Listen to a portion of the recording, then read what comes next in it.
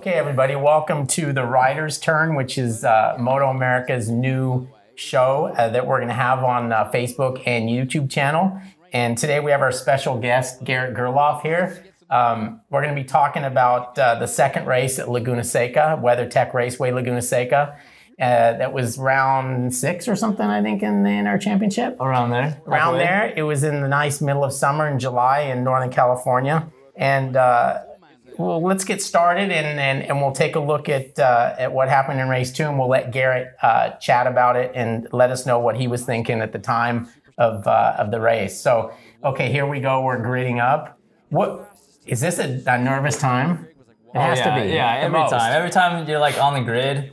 I would say honestly, I'm more nervous like when we got the umbrella girls and stuff, and like everybody's on the grid. That's when I like feel the pressure more than just sitting on the grid about to start the race. Because you guys make us sit out there for like 15 minutes. So it's like that build up, right? Yeah, you guys make us sit out there for like 15 minutes, and especially like if you're on the front row, you don't see anything. You just see turn 1, and it's like all you can think about. And that 15 minutes feels like 30. So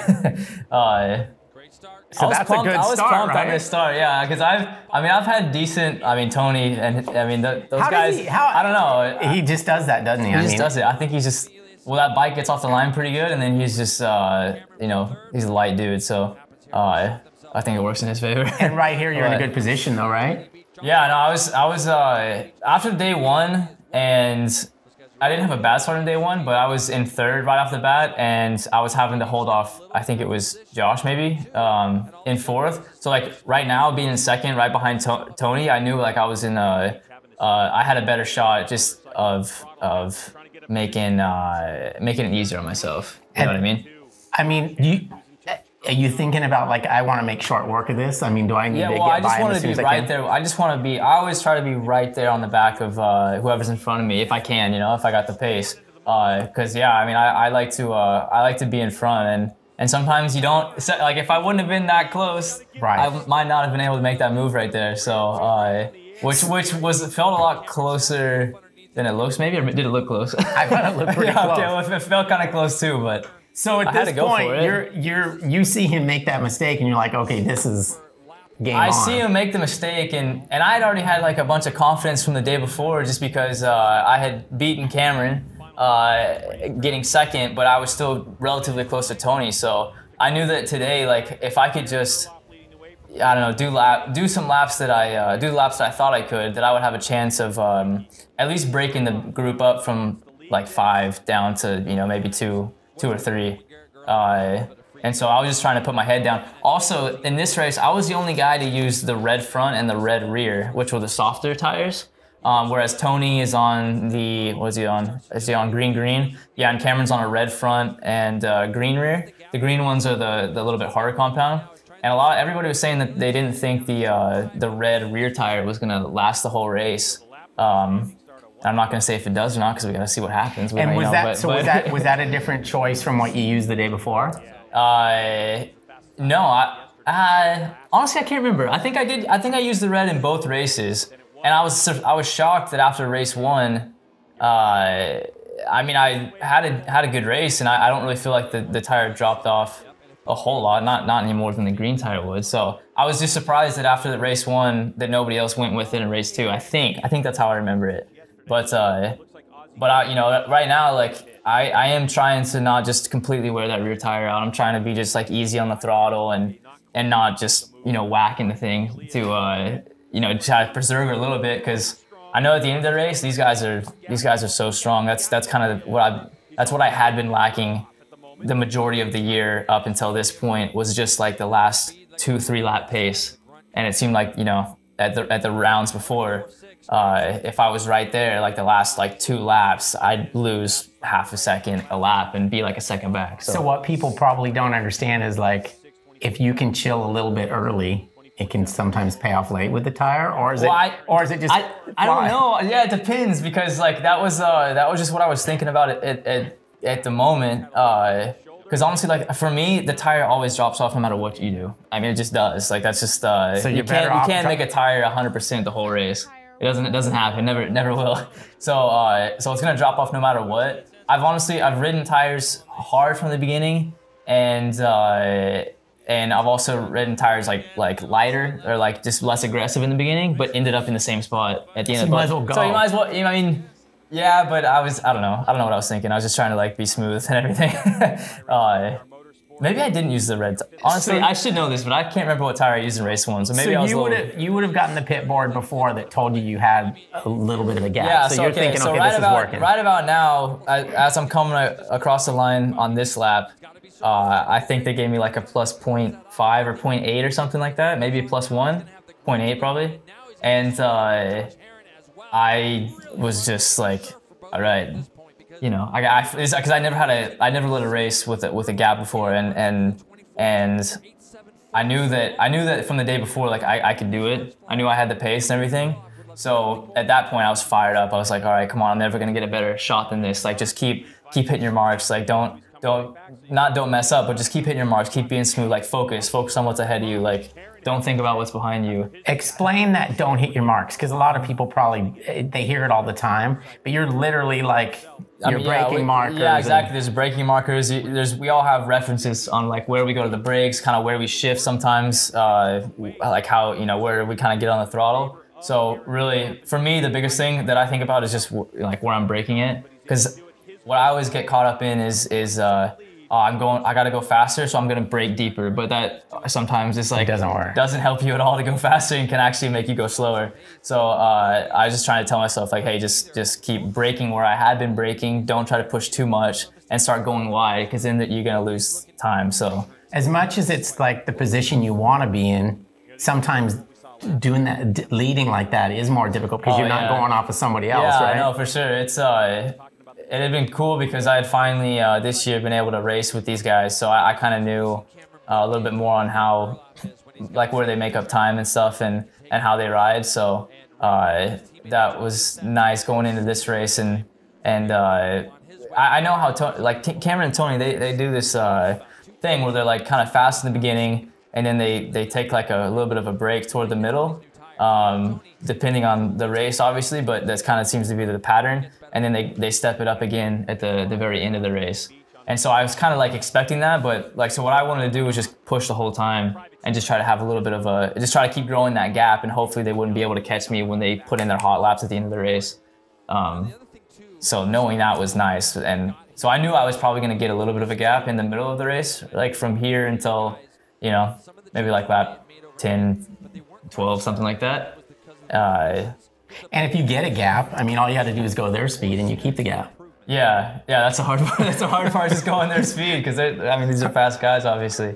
Yeah, I had so much. Like, I know it's only 5 laps in, but I had so much going through my mind. Like, I've always wanted to win a superbike race. Like, I remember back in the day watching, you know, just like Hayes and Ben Spies and like all those guys racing and winning championships and winning superbike races. There's Mike Canfield with my board with a +1. He was amped up too. We've both like been wanting a win so bad, and I know he was pumped for me. It was nice seeing him every lap, like on the board, just like a friend there. Yeah, right? like just a friend, like, you know, cheering me on. Like that gave me a lot of motivation to keep going also. But no, like it's been my dream since I started to be a superbike rider for one, and then to get a race win. So like, yeah, like I said, I knew that, man, I had a good opportunity to get it done here, and I didn't want to lose that chance. So I was giving it everything I had, while still trying to be smooth and hit my marks and all that stuff. Yeah, had a lot going on. When you're going through practice and all that stuff, and all, obviously qualifying, and here you're on the pole, I think it was your second pole of the year. Do you analyze, like, I noticed the MotoGP guys, they tend to analyze like overall, they kind of get a feeling like if they have a podium pace or a race winning pace, but I think it's based on like all the sessions or the sessions when you have a race set up. Do you analyze that stuff or not? Yeah, for sure. No, I look over everything. I look over the segment times. I look over like, you know, yeah, part of the story is just seeing how fast people went for one lap, but I like to look at see how consistent people were for 10 laps. Yeah, because I mean, that's whatever, really you know, what it comes down to. Yeah, that's what it comes down to in the race. Like, you can't just be fast for a lap, you gotta be fast for the whole race. So yeah, I'm always looking at that, and sometimes maybe too much, because I mean, no matter what, like, you just got to go out there and give it your best and try to do the best you can. And you never know where you might end up, no matter what practice and qualifying say. you know? Right. Like maybe you've been struggling all weekend and you're down a little bit, but then you find something for the race and you're there. You know, you never know. So I try not to like analyze it too much because you can get kind of that what is it, paralysis by analysis or something like that. So, but I knew like in this weekend that I had a good pace going, and I was pretty consistent. Tony was also super consistent. I remember like the practice, the warm-up practice or this morning, Sunday morning. Man, Tony was putting in good, consistent laps on the harder tire. And so honestly, going into this race, like I was confident in my pace and stuff, but I was also a little bit worried because I knew that Tony had been going super fast in the morning on the harder tire. And yeah, honestly, I didn't know what to expect. I thought today would have been, I thought that Sunday was going to be a lot more difficult just based on that warm up. But yeah, you never know until you get to the race. So now, as far as like, I'm sure at some point you're going to say that this race probably seemed like it took forever, but at least at a track like this, you're so busy. Oh yeah, you're so busy. It's crazy. Time would go by quicker. Yeah, I know. There's zero straightaways. You're always doing something, shifting, braking, turning. You know, like whatever. It's this is definitely one of the hardest tracks to ride for physical, mental. Yeah, because I mean you can get into kind of a rhythm, but then I don't know, not lose yourself on the track, but yeah, it's just you're always having to do something. So you can be just that far off and mess up like a section, like from out of turn 2 to 3, like where they just were. Right. Man, that section's hard to get, especially when you go to the brakes and everything, and you have to be right on your mark. Otherwise, you'll be a foot wide, 2 feet wide, and that can literally be a 10th right there. So it's just trying to be on your mark. And that's the other thing too that people don't realize is like it is literally tenths of a second that make differences. Because like if you have been paying attention the last couple of laps, like I'm only getting 1 or 2 tenths a lap over Tony and Josh and Cameron, but like it adds up as the laps go on. I didn't want to give him anything. I didn't want to give him tenths back, you know. Like when he sees you, because you've been in that position too, I'm sure, where the guy ahead of you is actually pulling away. Yeah, it's the worst feeling in the world. Right, because he's trying everything he can to make that not happen. And at some point, I mean, if you keep hammering the laps like this, at some point he gets deflated and he's like, it's not. That's the idea. Yeah, that's the idea. There's always a breaking point with everybody. It's happened to me. Like it's happened to me a bunch. Is that key? Is like if you get 2 seconds. It's either seconds or it's just laps. It depends. But everybody has a breaking point. I mean, Cameron. I had a breaking point when I was behind Cameron. Well, I was behind Cameron. Yeah, that's just that everybody pushing. You know? Right yeah, there. it did help a bunch. It's everybody's pushing, you know. But like when I was when we went to Sonoma after this race, race 2, you know, I was behind Cameron and I was catching him little bit by little bit, but like it just got to a point where I just couldn't catch him anymore, and then I started making mistakes, and he just kept. Right. And it's just the most frustrating thing in the world to see somebody, you know, just get away from you. You just either right there and you just want to reach out and grab them and just pull them back to you, but you can't. So yeah, like at this point, Tony made a pretty big mistake. Yeah. No, that definitely helped me. I remember coming around and seeing like the gap had grown by like a second, and I didn't really know any of this was going on when I was out there. Obviously, like I just had the gap, but I got to thank the Yosh boys for you know, keeping Cameron back a little bit, because he was going fast all weekend too, for sure. Yeah. And I'm glad I got away from all that, because it definitely makes it a lot more fun though. I mean, it does look more fun, but I'm sure Cameron wasn't having fun. I'm sure he was kind of frustrated right about now. But yeah, trust me, I love a good battle, but it's sometimes it's hard to fight like that, especially when you kind of see yourself at a deficit.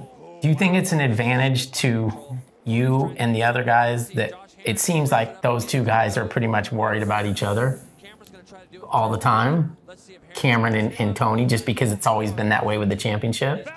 So it seems like, you know, sometimes they're just like, I'm sure Cameron at this point is like, oh shit, Garrett's gone, but I got to beat this other guy, right? I mean, don't you think that plays into it a little bit with those 2? Well, they were definitely battling pretty hard for the championship, or in the championship points at this point.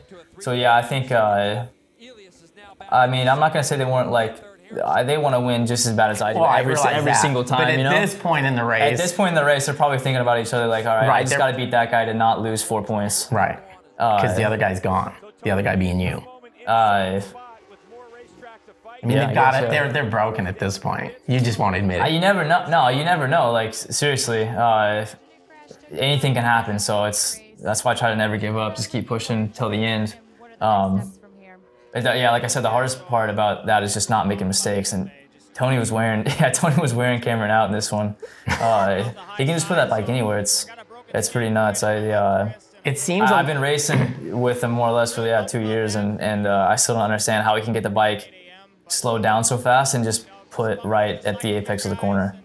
And at the apex of the corners, when you and Cameron are trying to, that's where you can make your time, right? And if he's there, it doesn't work. It's just different ways. Just the bikes work different ways. But yeah, for us, I think our mid-corner speed's higher. And we just carry that on to the straightaway, which is kind of where we get our lap times. But for them, they kind of use more of a, just like a, stop and shoot kind of approach, which works good for their bike. But I mean, I think for the majority of tracks, the Yamaha has a better kind of philosophy as far as going fast. But definitely when you're racing somebody or if you're racing a bike that just has to be ridden so different, it can cause a lot of just points in the corners in the track where it's like you're just coming head to head. Like I've remember like at Road Atlanta earlier this year, I was behind Josh and Josh was slowing up going into turn 1 pretty good just because that's how their bike is, you know. The Yamahas can carry more corner speed,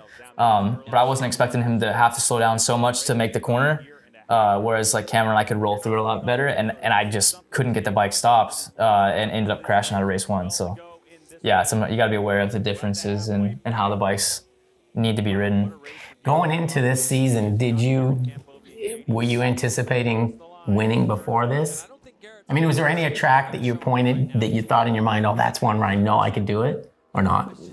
Yeah, I mean, I try to think going to every weekend like thinking like I can win this weekend, you know. But you never know until like first practice and you kind of see where you stack up. Yeah, I mean, it was weird. The beginning of the season was weird. Like I had pace and I had like some good moments and stuff. We just kept having bad luck, honestly. Right. Like, we just had bad luck at every round until this one, basically. Just little things, just little things. But that can make all the difference, you know. 99% versus 100% can be the difference between third and first in this championship. So yeah, just like Atlanta, it was awesome showing up after the winter break and after coming off a pretty disappointing end to the 2018 season. It was awesome getting to Atlanta and getting pole position, but then I crashed in the first race, and then I have like a little mechanical in the second race, and it's just like bam, bam, just, you know, like a right, left, right to me. But then we went to Coda, and Coda was decent. Like I was able to come from the back of the grid up to third place in race 1. Race 2 wasn't exactly my best race, but you know, Virginia was another one where I felt good, and there for a while it just seemed like, man, I just felt like I was right there, and I kept having these moments where I thought I was gonna break through and get it done, and it just, I don't know, just started to feel like mission impossible. Not that I believed that, but I just kept wondering, like, why can I not get this done? I feel like I'm right there, you know.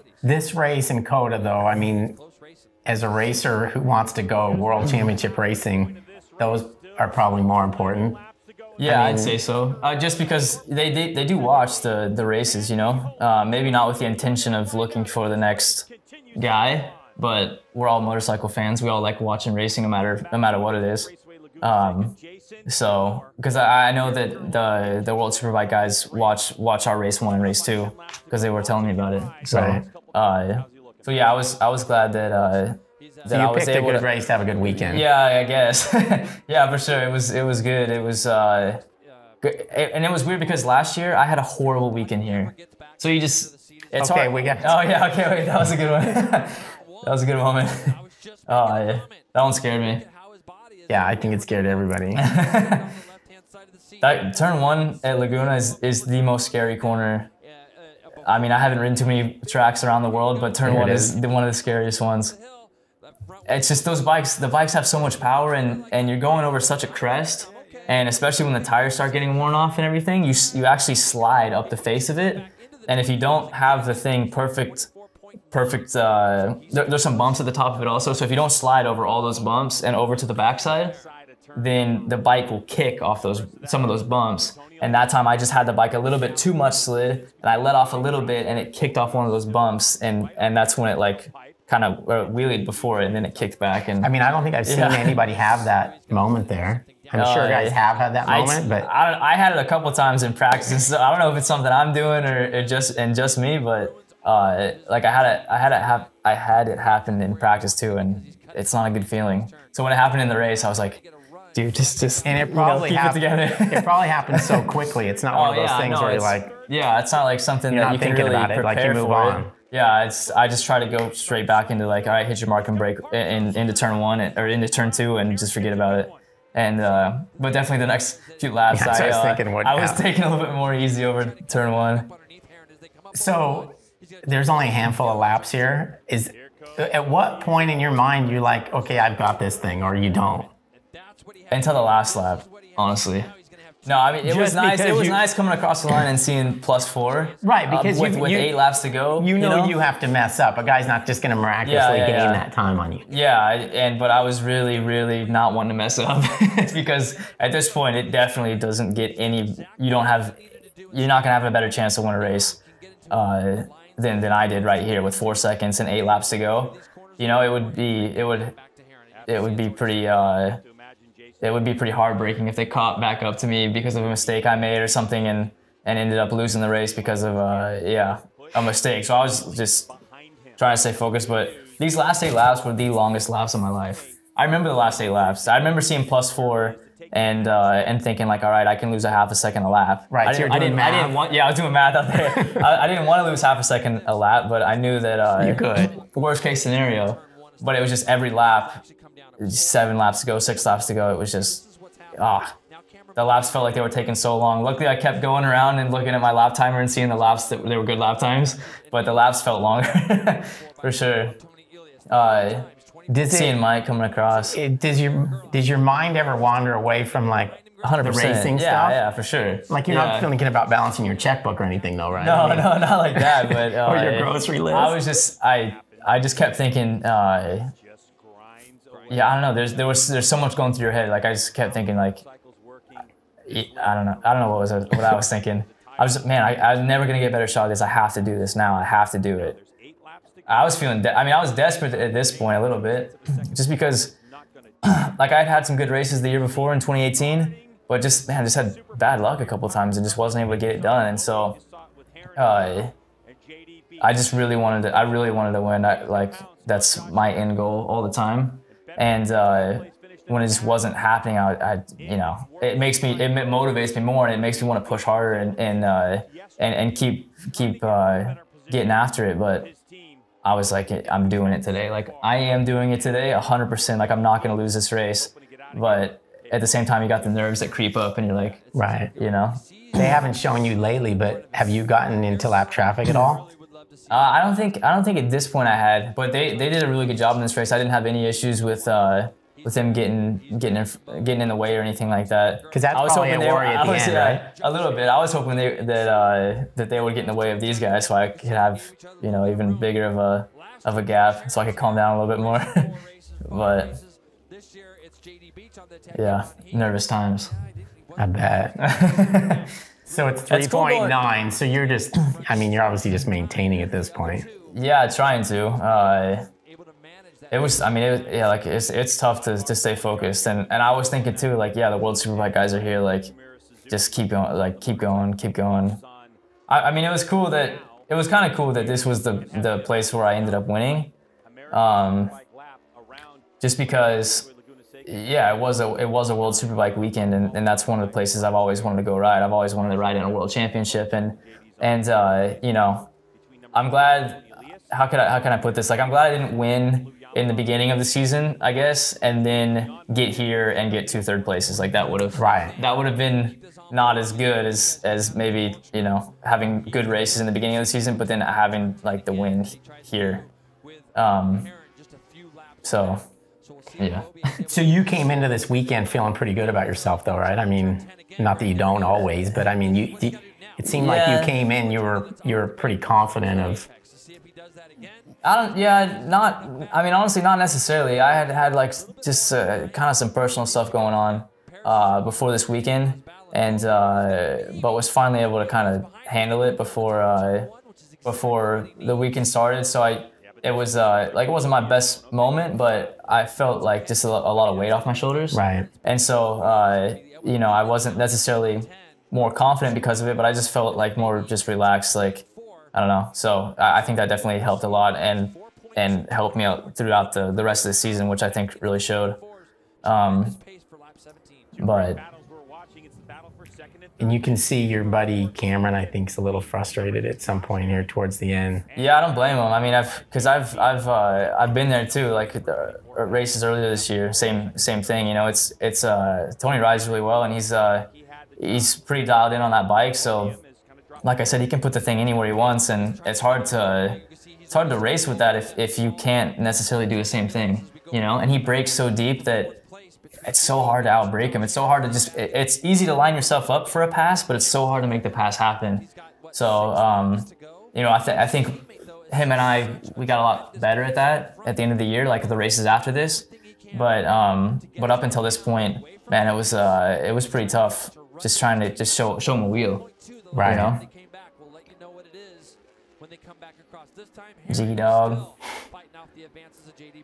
Yeah, they had I saw he was very happy for you with your new World Superbike ride. I saw you did some it's social awesome. media. Yeah, me and JD, we got a good relationship. We've been teammates for a long time, and yeah, I've never had like the battles that we had and the not I don't want to call it a rivalry, but just we were always right there pushing each other to get better and better. And I mean, like, yeah, we stepped it up, and I think it was because of each other that we had to do it, you know. Yeah, so if you think about it, if there was only one of you two guys in that super sport class, it wouldn't have elevated your game as much as it did. No, definitely not. But I mean, we both pushed really hard, and we were on the best bikes, and yeah, I just made the level keep growing and stuff. And so from all the years of me racing with him, with that, and then like this year on the Superbike and the year before, yeah, I don't know. It's we got a good relationship, like a real respect for each other, you know, right. Just based on all the past stuff. Crashing into each other. Yeah, no, that only happened once. That only happened once, yeah. So. Pretty good ratio after 2 years of battling hard with each other. It could have happened a lot. Yeah, it could have happened way more. I know we touched a lot more, like bumped into each other, but actually crashed in though. Where was this? So it was Utah, right? Yeah, it was Utah, yeah. And that was your fault? No, I don't know. JD, I didn't say nothing. So 4 laps to go. There's some traffic. Yeah. 4 laps to go, and you're 4 laps to go in 4 seconds. Like a second a lap. That's what you know, Josh Hayes and I, he was he is my rider coach this year, and we talk a lot about it. And he would always say, like, man, you just need a second. If you can have this like a gap that's the same as the amount of laps you have left, so like 4 seconds to 4 laps left, right? You know you got it in the bag. Like, unless you do something really, really stupid, you know you got it. So like 4 seconds and 4 laps to go, I was like, I got this. Like, I know I got this, but still so nervous. I didn't want the bike to mess up. Like, yeah, that's me what to I was mess going to up. ask. Do you ever think anything. Like, oh man, the bike or the tires, or are you thinking about all the stuff that could go wrong? Yeah, 100%. Yeah, or just me tucking the front by not like being 100% focused, because my mind was racing. Like I don't even remember these last couple laps because I don't remember riding. I just remember kind of just in my head, just my head spinning out. Other than that big moment over turn 1, was there any point when you did something you're like, oh wow, that was close? No, nothing. I mean, it was it was like I don't want to call it like a perfect ride, but I just didn't have any issues. It was so it just happened, you know. Right. It wasn't like I had to really think about it a whole lot. I actually wasn't really thinking the whole time. I was just thinking like, I got a shot today. Like, you know, I think I can do this. or I know I can do this. And it was just the laps were just happening, but like I wasn't like 100% focused on actually like what I was doing. You've actually almost got it to 5. Yeah, no, the last couple laps, they're battling, you know, like I'm just trying to keep doing my same thing, and these guys are battling, and yeah, I remember seeing 4 laps ago, 3 laps ago, and laps were taking forever. I was wanting the race to be shortened up. So right now you're already thinking about where you're going to celebrate, what are you going to do? I mean, I've thought about what I was going to say for a long time, for 2 years, on what I was going to say on the podium if I won, so I didn't have to think about it too hard, but no, I mean, really, like right now, I was just going over just all the tough times that like I've had, all this. I was thinking about, yeah, Tony getting a little wild, but he's still, yeah, it makes the corner, like it's crazy. Cameron making a good pass right there. No, I was just thinking about just all the sacrifices that I've made, like all the sacrifices that my family's made to get to this point, you know, and yeah, just the tough times that I've had in racing, but the times that I was able to like overcome adversity and everything, and you know, it was definitely like it was special to me in my, like my head at this moment. That would make me mad if I was. Well, we did get to come back and go up underneath him. Yeah, it's I'm sure Cam's frustrated right now, but at the same time, like it's a good battle. Like it's hard. It's one to remember. Hard. You know? There must be a reason why you guys don't close that line on him. It's because we just can't. We can't make the corner. Like we'll I don't want to say we can't make the corner, but it's just a lot more difficult for us to hold the brakes that long into the corner and still not run wide like he doesn't do. Yeah, doesn't always make sense. But yeah, that's frustrating right there if you're Cameron. Yeah, but Cameron's putting up a good fight. Like it's especially a tight kind of track like this. I mean, our bikes are really good here, but he can just shoot off the corner super you know, just really well. And so, you know, for Cameron to stay that close, it's good. Because when we're behind him, we can't run our normal lines. We can't carry our normal corner speed, so we're always at like a deficit on the exit. So you got to be crafty and like think about where you're gonna line something up. That's why in this race, I mean, that the start you got in the first couple of laps. The start helped a lot. Yeah, the start's so much. Like I don't think people realize, but just the difference between having to fight your way up from 5th or like being in 2nd or 1st. I mean, it can make things a lot easier on you. So after the start, after I had gotten across the finish line with nobody around me or in front of me, like I knew I had a lot better shot at staying there. So last lap, yeah, Cameron's doing everything he can. He rides so smooth. Like even when he's pushing, he's just so fluid on the bike. It's cool to watch. And he always takes his right foot off. Yeah, I noticed that. Yeah, when he's sliding. But yeah, it makes it look like he's not even trying. So you're probably you're going through the corkscrew at this point. They'll show you here again. I think. I was like, coming across seeing the white flag. I just couldn't wait to get around to see the checkered flag. That's all I want. I just want to see the checkered flag. I just wanted to know that I had done it. You know, I just wanted that confirmation. So that last lap took a while, and I didn't even know. I was oblivious to all this going on. That was brave. He had been lining that up though. He had been doing it the whole race, and Tony knew he was going to try it, so he blocked it. So right there's a little bit of relief. Oh yeah, a huge relief. A little baby wheelie. The wheelie control not letting me wheelie all the way. But dude, the biggest relief. I mean, it's I remember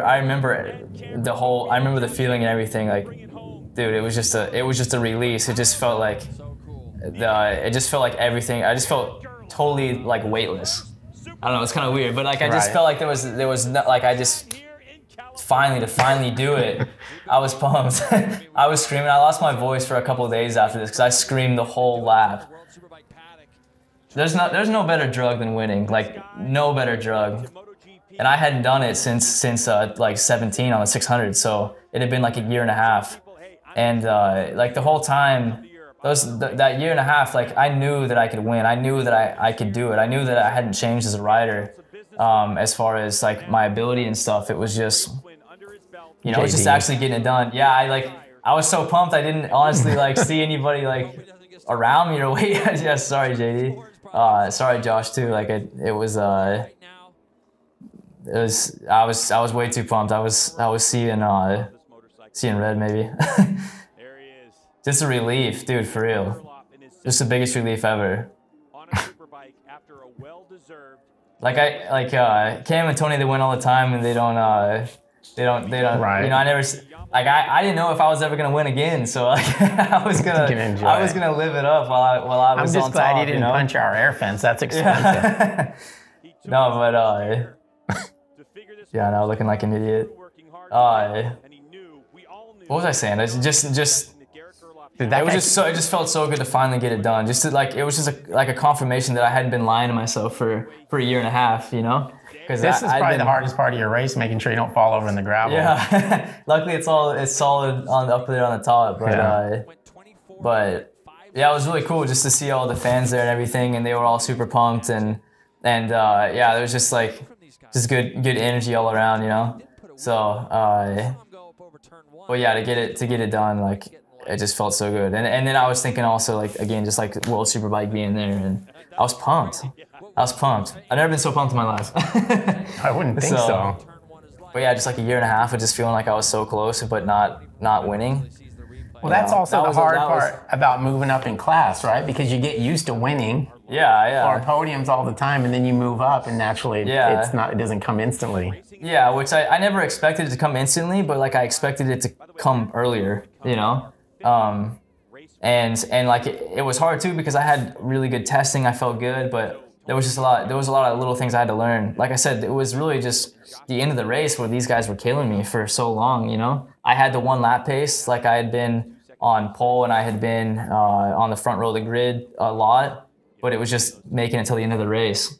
Right. It was the hardest thing to figure out. So, and just to get the bike set up right, but all those guys, my team, man, they've been so awesome to me the last 2 years, just getting everything dialed in and being patient with me and stuff, and it felt so good just to finally have things. Hey, look, there you are, Paul, right there. Yeah, I saw that.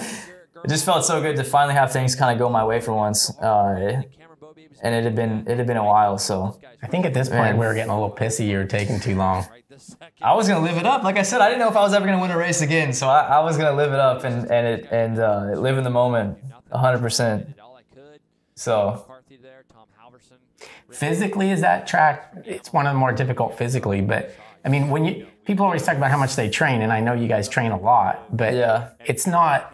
I mean, do you ever notice the point like, oh man, I'm really tired, I need to train more? Honestly, it doesn't depend. It doesn't matter if it's a physical track or like a long track like Road America.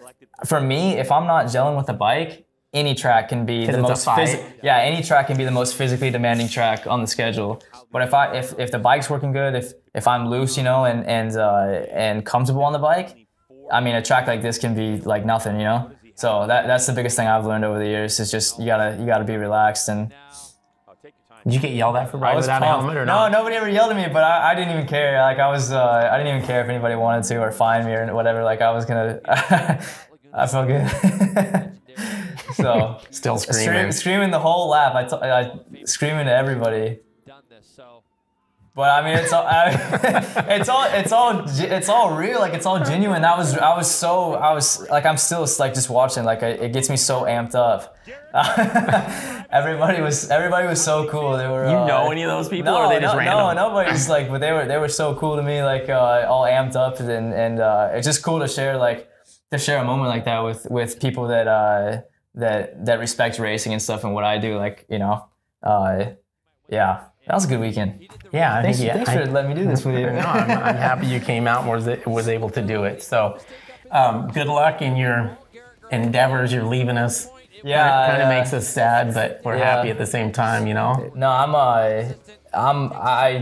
I'm in it for the challenge. Like I'm in it to challenge myself and like for sure, you know, being here. If I was here next year in 2020, like it would be a challenge and a struggle, and it wouldn't be easy, like no matter what. But yeah, like I said, my goal has always been to push myself as far as I can go, and never be content, I guess. And so yeah, I was super happy to be able to get the opportunity to go to World Superbike and yeah, just see how it goes. But I'm gonna keep pushing till the end, you know. And honestly, it's like I've talked to a lot of people about it, and I haven't talked to one person yet that doesn't think you can do it. So, I mean, I believe in myself. I believe in myself, and you know, we'll see what happens. Like I said on the podcast with you, like I could go over there and just be a total failure, but whatever. Like I'm in it to push myself and to see what I can do and to see where my limits really are, and you know, I'm not scared to fail, so I'm gonna go over there and give it everything I have, and hopefully I'm able to do well and stay over there for more than, you know, just a year. If you completely fail, we'll still take you back. Appreciate it, Paul. Thanks. But all right, guys. Yeah. Thanks for watching, and we'll see you next time.